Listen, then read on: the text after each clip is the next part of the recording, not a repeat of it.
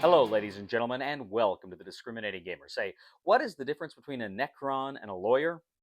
One is an emotionalist robot with no caring at all for human beings. The other is a faction from Warhammer 40k. Ladies and gentlemen, today we're going to go ahead and take a look at Warhammer Combat Arena Clash of Champions from Warhammer.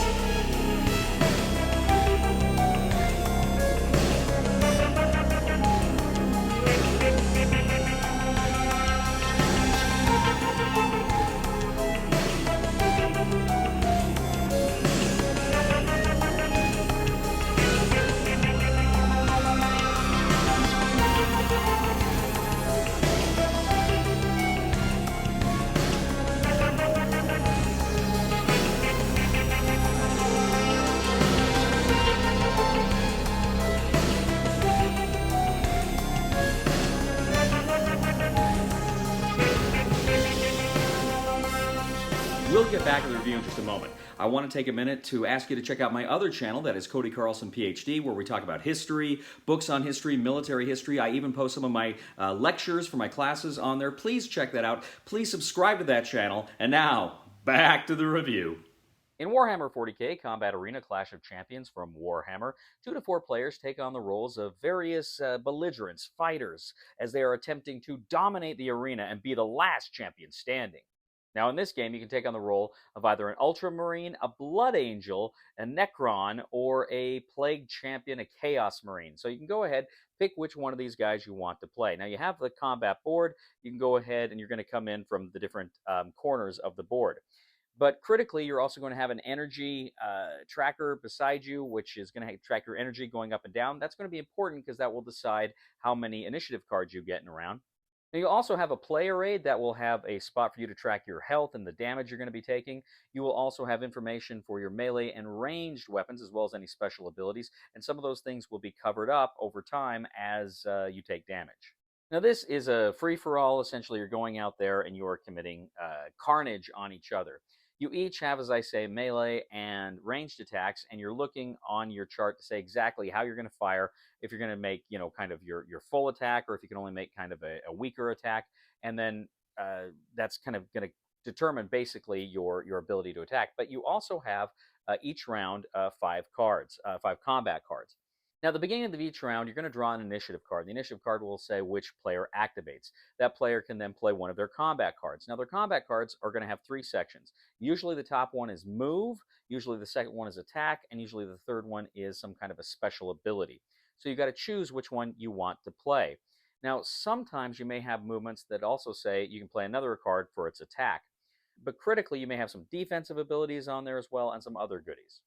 Now, as you're playing those cards, your energy levels are moving up and down. And as I say, that's important because wherever that ends up on the next round, that's going to tell you how many cards you're going to get in the initiative round. So it's going to, how many times you can actually play your character. Now, if a player's attack, they may have a special ability on one of their cards they can play, which let them negate damage or give them a chance to negate damage. So there are more options that way as well. So that's essentially it. Players are going around and around. They are activating with initiative cards. They are moving. They are attacking. They are engaging in their special abilities, all attempting to inflict damage on their enemies. As they take damage, they may have to take critical hit cards, which can fool with their energy levels, and maybe do some other funky things like moving some of those blocks on their abilities over and making them weaker.